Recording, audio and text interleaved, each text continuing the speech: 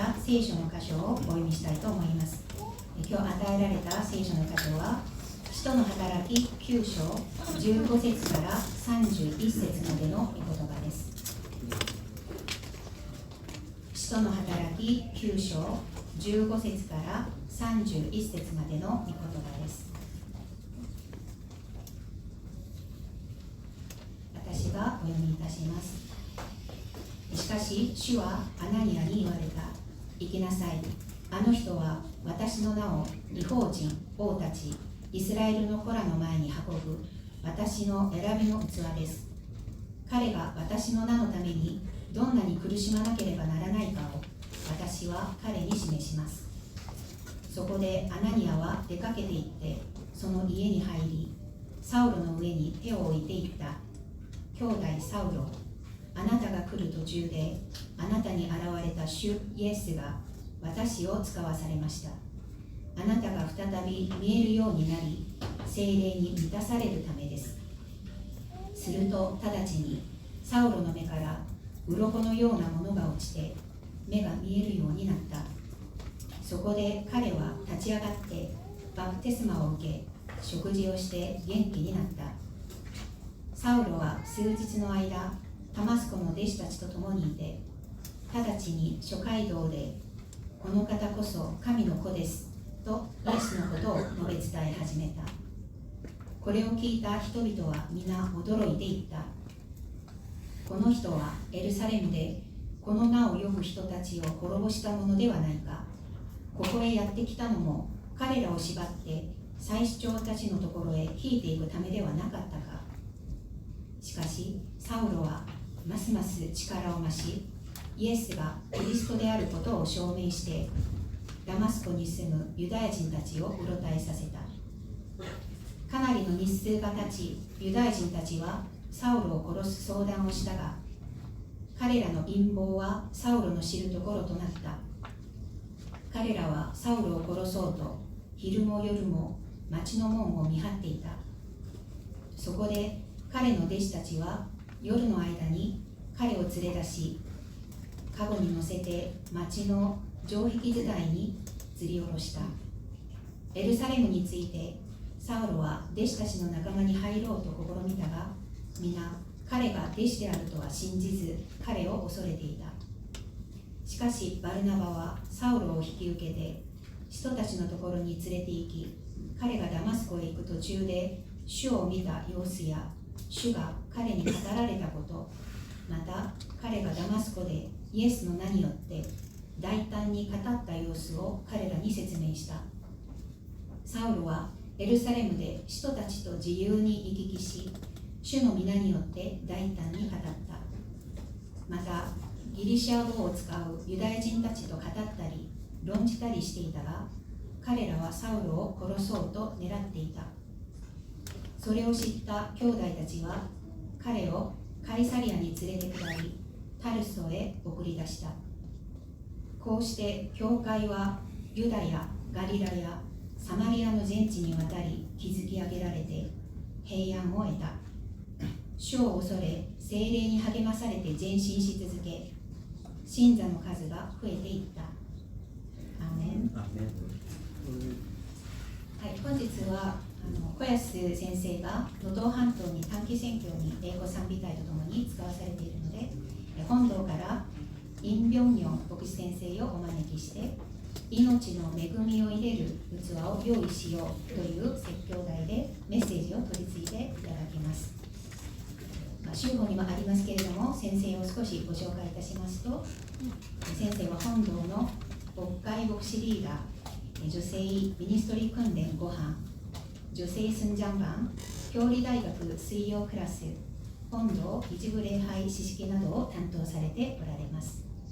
心から歓迎し、期待しつつ御言葉を聞きたいと思います。よろしくお願いいたします。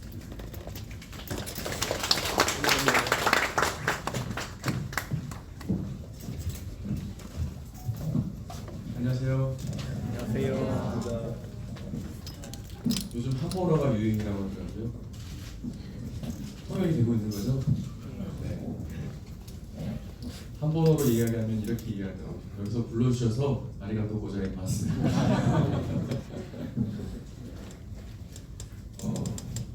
갑자기 준지 목사님께서 설교를 요청하셔서 당황했습니다.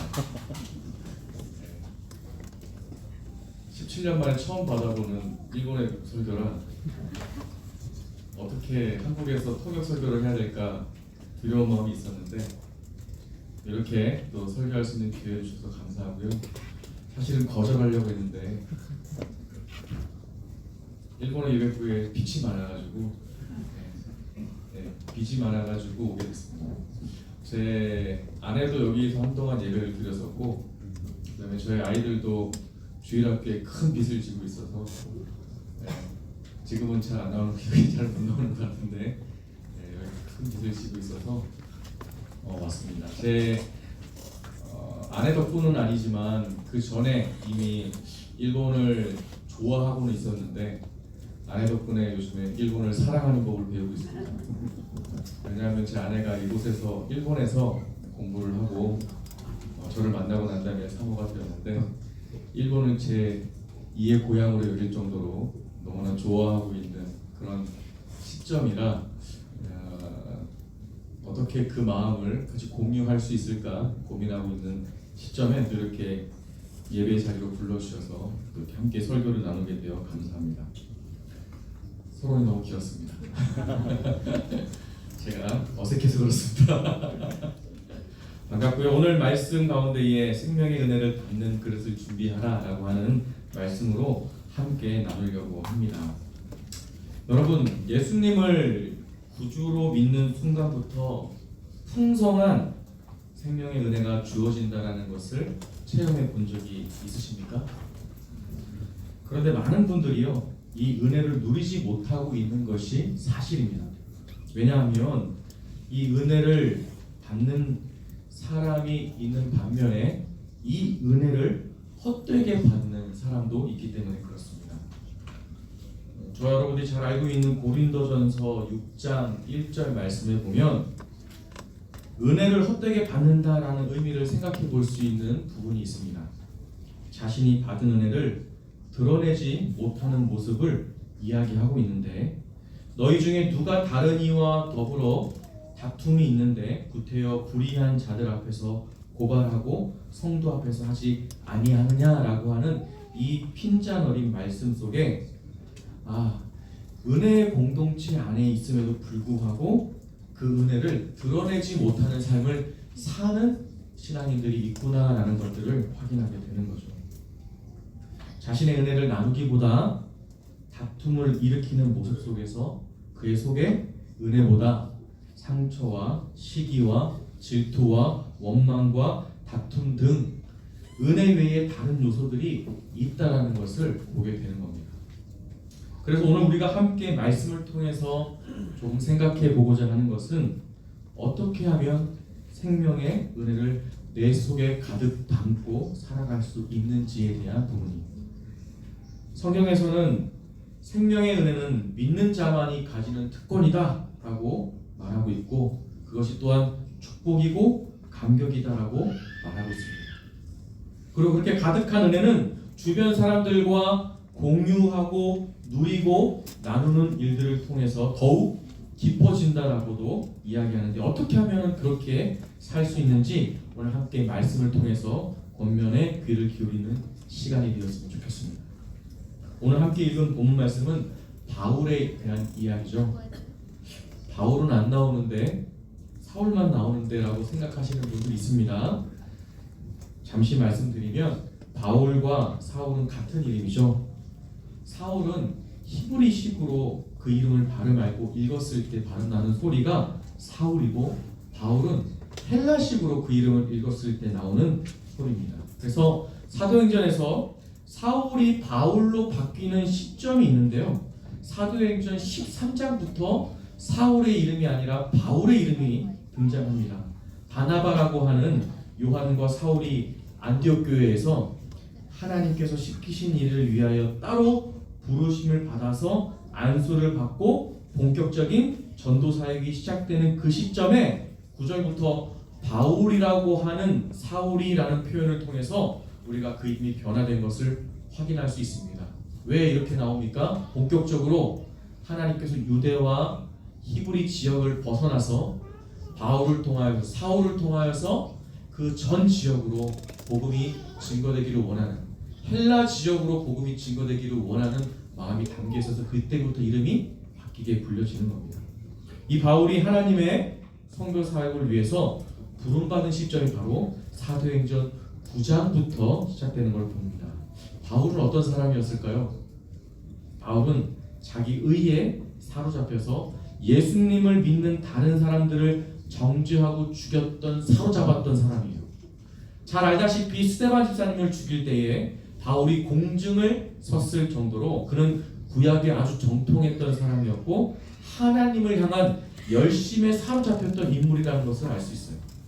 그런데 그가 다메섹으로 가는 그 길에서 부활하신 예수님을 만납니다.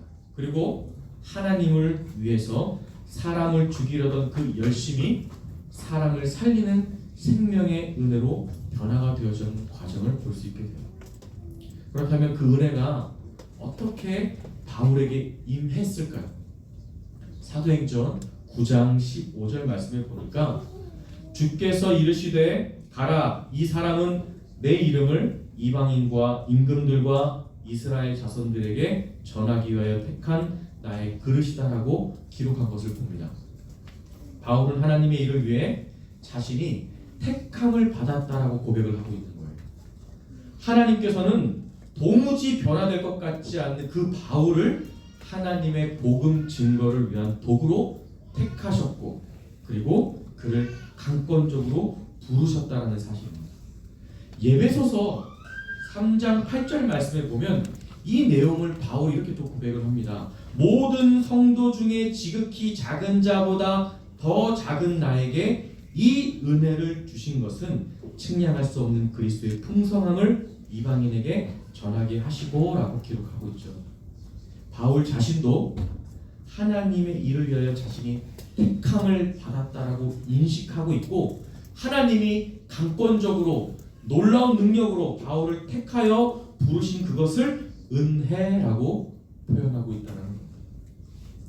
그리고 고린도 전서 15장 10절 말씀에 보면 그러나 내가 나된 것은 하나님의 은혜로 된 것이니 내게 주신 그의 은혜가 헛되지 아니하여 내가 모든 사도보다 더 많이 수고하였으나 내가 하는 것이 아니 오직 나와 함께 하신 하나님의 은혜로라고 기록하고 있어요.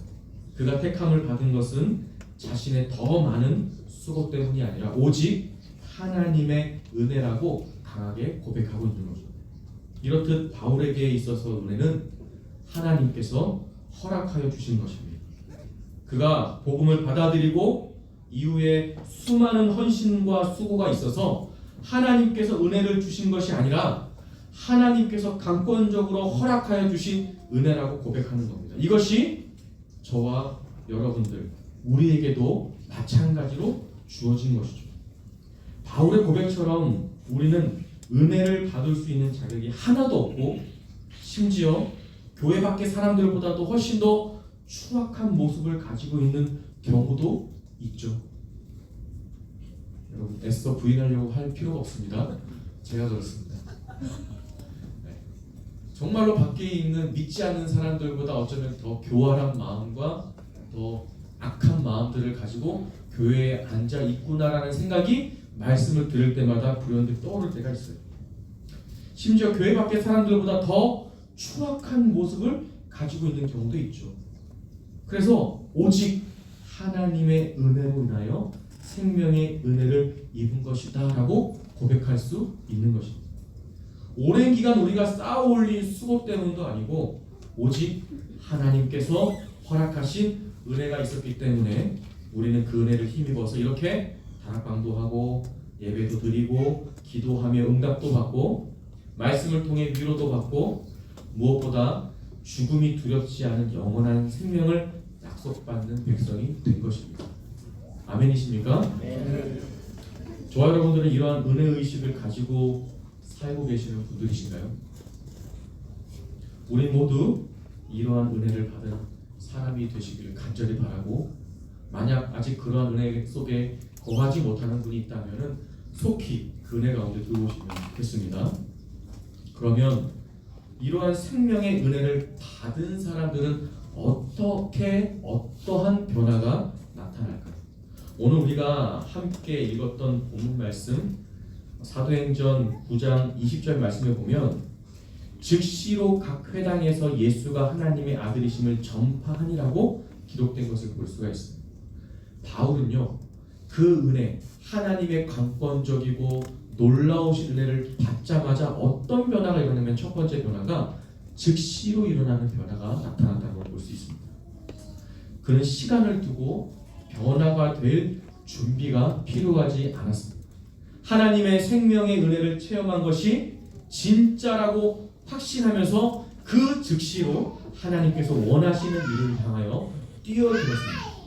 그리고 또한 그는 주저하지 않았습니다. 왜냐하면 그에게 주신 생명의 은혜가 자기와 같은 자격 없는 자에게 하나님께서 선물로 주신 것을 아주 깊이 깨달았기 때문에 그렇습니다.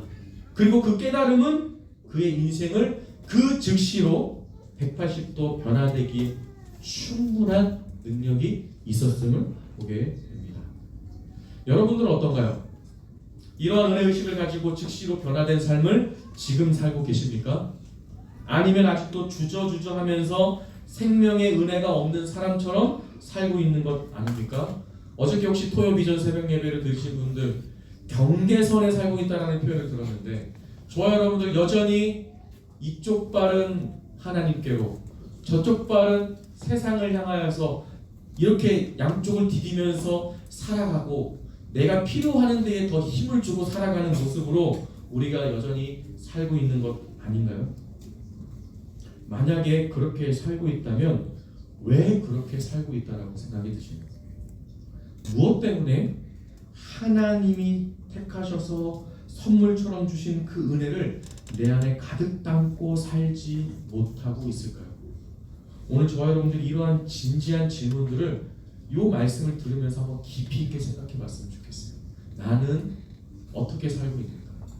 변화된 그 은혜를 받고 즉시로 변화되어지는 놀라운 은혜 가운데 살고 있는가? 이런 질문들을 한번 던져봤으면 좋겠어요. 두 번째로 바울에게 있어서 나타난 변화는요, 용기 있는 변화라는 사실입니다. 오늘 본문이 조금 길어가지고요, 우리가 조금 더 살펴보게 되면요, 회당에 대한 이야기가 나오죠. 바울이 회당으로 가서 뭘 한다고 합니까? 예수가 하나님의 아들이심을 전파했다라고 표현하고 있습니다. 그럼 바울은요, 회당에 아주 익숙했던 사람입니다. 구약에 정통한 바리새인으로 그곳에서 율법을 낭독하고 율법에 대해 토론하고 사실 거기에 거의 살다시피 했던 사람이 바울이다라고 얘기해도 과언이 없습니다. 부족하지 않아요. 그런데 그가 회당으로 가는 것에 왜 용기가 필요했을까요? 바울은 바보가 아니었습니다. 그가 이제 회당으로 가는 목적이 이전처럼 율법을 가지고 그 율법을 토론하기 위해서가 아니라는 사실을 그는 알고 있었습니다. 그곳에서는요, 기독교인들을 배척하던 유대인들이 있었고요, 심지어 자신도 이전에는 배척했던 예수 그리스도의 부활의 복음을 전하기 위하여 그는 회당으로 가고 있었던 겁니다. 그래서 회당으로 가는 것은 사실은 즐겁게 토론하기 위해서 나들이 가듯 가는 것이 아니라 죽기를 각오하고 갔던 일이 됩니다. 여러분 혹시 이슬람 사원을 가본 적이 있으신가요? 네, 외국에 가면은 그런 일들이 있죠. 여러분 이슬람 사원 들어갈 때 어떤 마음이 드세요? 그런 이질적인 사원들, 모르는 종교의 그런 사원들을 가게 되면 어떤 마음이 드나요? 두려운 마음이 드나요? 모르는 마음이 더 드나요? 모르면 용감하다고, 네, 별로 두려운 마음이 없이 가게 됩니다. 그리고 가서 내가 무슨 말을 하든 그 사람들은 나를 환영해 줄 거라는 생각이 들고 그냥 관광지처럼 밟게 되는 거죠. 근데 바울의 입장을 한번 잘 생각해 보세요. 회당을 누구보다도 잘 알고 있었던 사람입니다. 회당의 분위기를 알고 있었던 사람입니다. 가서 율법을 토론하는 작업이 아니라 누구를 증거하기로요? 유대인들, 심지어 예전에 자신이 배척하고 싫어했던 예수 그리스도의 복음을 증거하기 위해서 회당으로 가는 거예요. 그럼 얼마나 두려운 마음이 들었을까요? 죽기를 각오하지 않으면 안 되는 그런 각오를 가지고 그 자리로 가게 된 겁니다.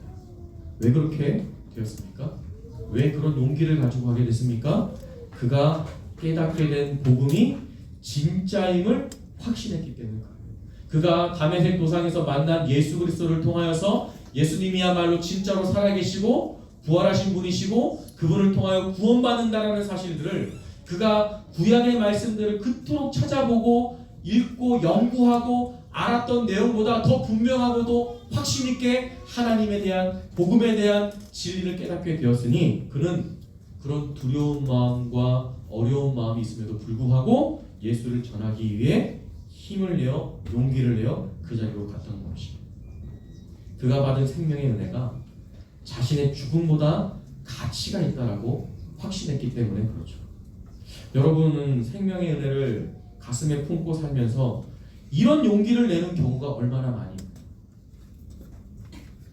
아직도 관계가 깨질 것을 두려워하고 다른 이에게 비춰지는 내 모습이 조금은 더 교양 있고 경우가 있는 것처럼 보이고 싶은 마음은 없습니까? 안타깝게도 가장 좋은 생명의 은혜를 전하려는 우리의 저와 여러분들의 시도는 세상에서는 마치 교양이 없고 경우가 없고 무례한 행동으로 비춰지긴 합니다. 이것은요 사탄이 만들어 놓은 아주 교묘한 계략 중에 하나라고 생각합니다. 가장 좋은 것인데 가장 가치 있는 것인데 가장 아름다운 것인데 이 땅 가운데 그 어떤 것보다도 참된 진리가 포함되어 있는 복음인데 그것을 전하려고만 하면 교양이 없고 뭔가 부족하고 이기적이고 사람이 부족해 보이는 듯한 인식을 갖게 만드는 사탄의 계략 가운데 저와 여러분들이 혹시 빠져들어서 그 가운데 헤매이고 있는 것 아닌지 돌아보기를 원합니다. 그래서 이 땅 가운데 그리스도인이라고 하는 이름을 가지고 살아갈 때 많은 용기가 필요하게 되었어요. 여러분 복음을 전하는데 왜 용기가 필요합니까? 이 좋은 것, 이 행복한 것, 이 놀라운 것 전하러 갈 때 기쁨이 있어야 되고 감격이 있어야 되고 정말 주는 것에 너무나 행복한 마음이 들어야 되는데 왜 용기가 필요한 일이 되어버렸습니까? 여러분 세상에서 그렇게 만들어가고 있는 사탄의 계략이 있기 때문에 그렇습니다.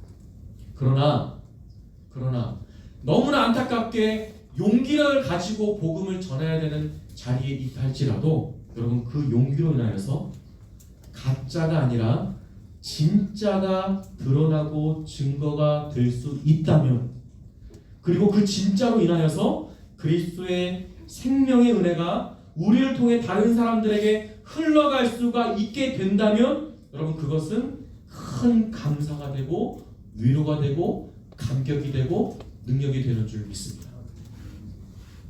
아직 우리가 용기를 내지 못하는 이유가 있다면 우리 자신을 다시 한번 더 살펴봐야 할 것입니다.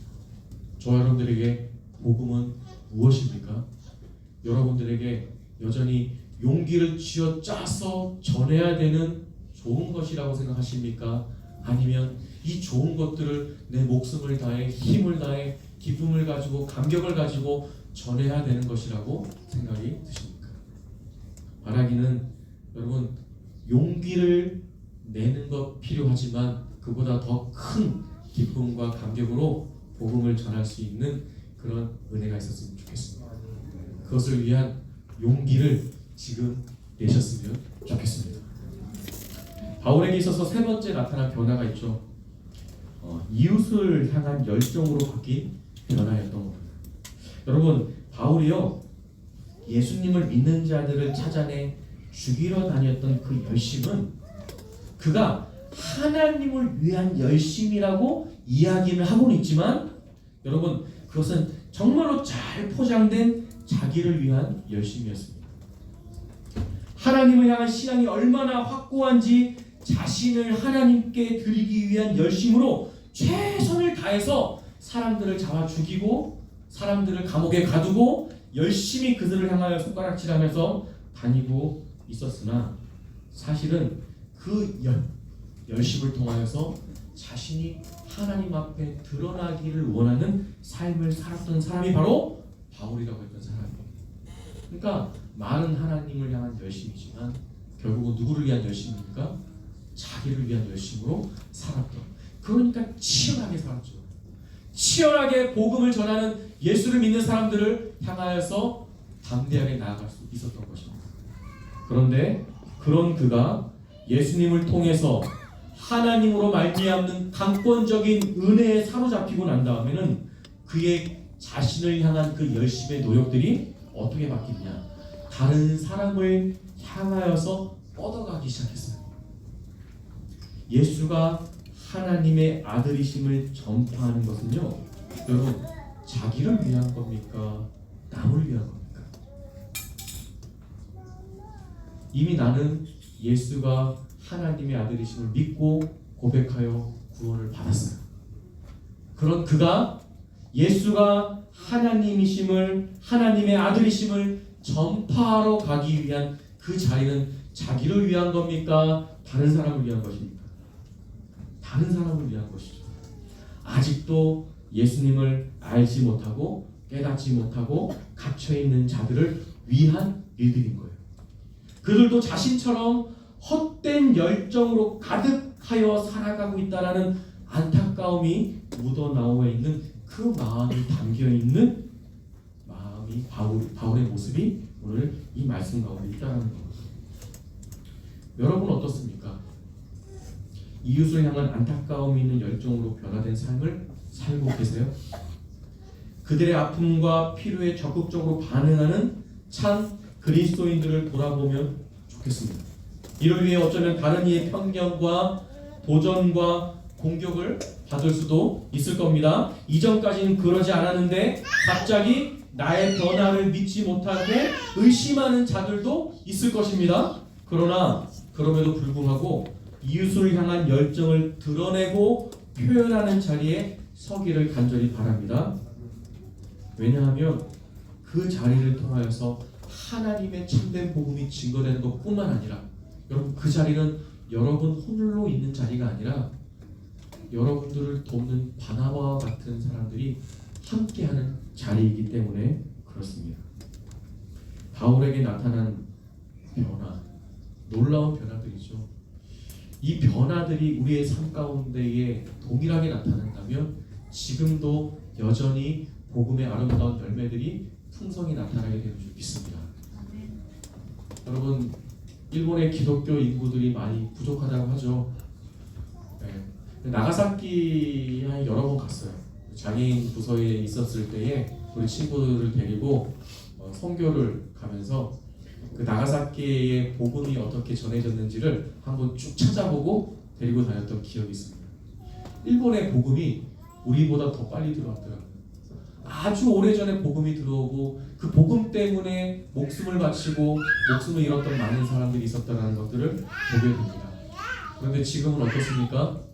네, 오랫동안 복음의 흔적들이 감춰졌고 또 묻어졌고 그러다 다시 복음의 영향력들이 나타나기 시작하고 있지만 여전히 많은 이들이 예수를 온리 예수님으로 믿는 것을 우리나라보다는 한국보다는 조금 부족하다는 것으로 알고 있습니다.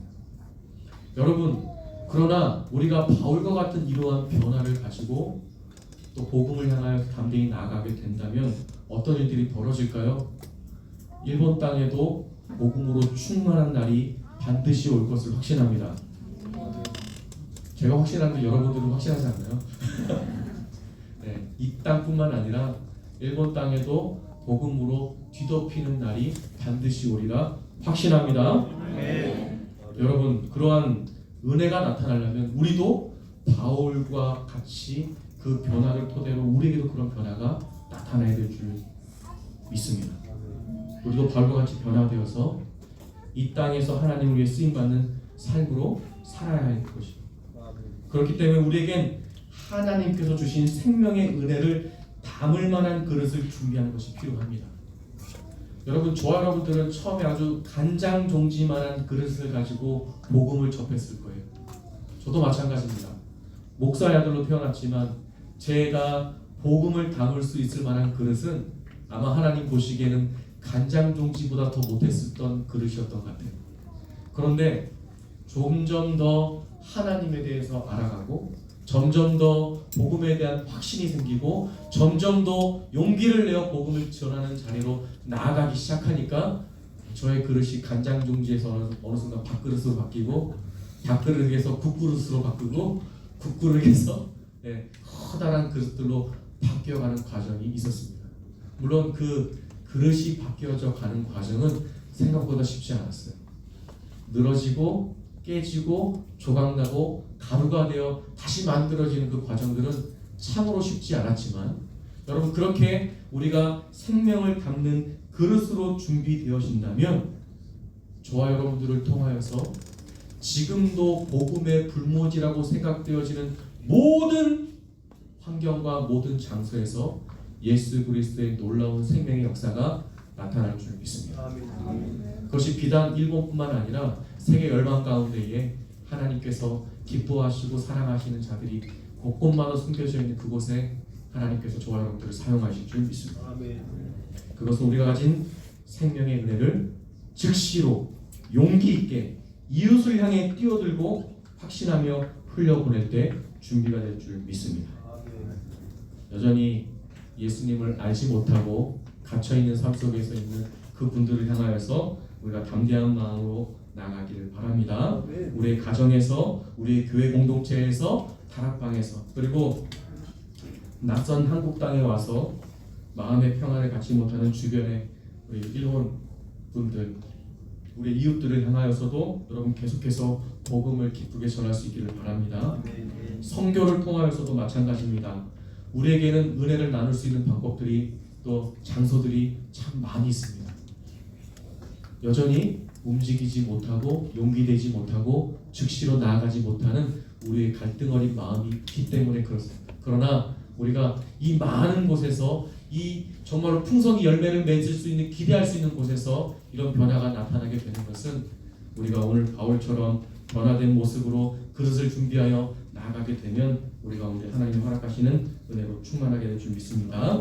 생명의 은혜가 우리 안에 가득한 격, 어디를 가든지 생명의 은혜의 향기가 흘러넘치고 풍성한 은혜를 나타낼 수 있도록 하나님께서 저와 여러분들을 사용하여 주시고, 또 일본의 유엔부가 지금도 헛된 힘을 쓰고 헤어나오지 못하는 안타까운 영혼들을 품고 생명의 은혜로 풍성한 삶을 살도록 돕는 귀한 곳으로 쓰여지기를 간절히 기도합니다.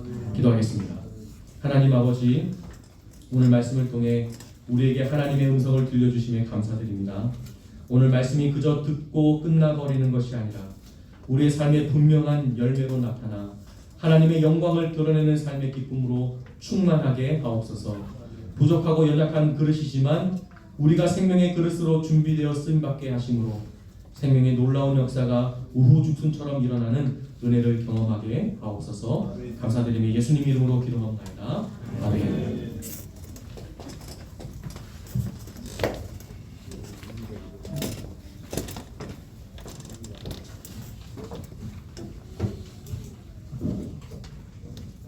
幸いのメッセージをありがとうございます。メッセージもありましたけれども、本当に私たちが日々生かされていることも、こうやって集まって共に礼拝させられることも、本当に神様のただ神様の恵みであることを改めて告白し感謝いたします。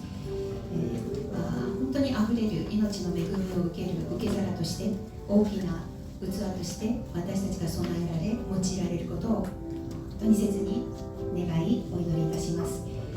そして、こんな私をも神様は作り変えてくださったので、私たちの周りにいらっしゃるまだ神様を信じない家族であれ、また友人であれ、また、職場の同僚であれ、そして日本の地にいらっしゃるたくさんの方々のために、私たちが本当にこの恵みをただ私たちの中に留めておくのではなくて、この恵みを、命の恵みを流す、器として用いられるように、そのように神様が私たちを用いてくださるように切にお祈りいたします。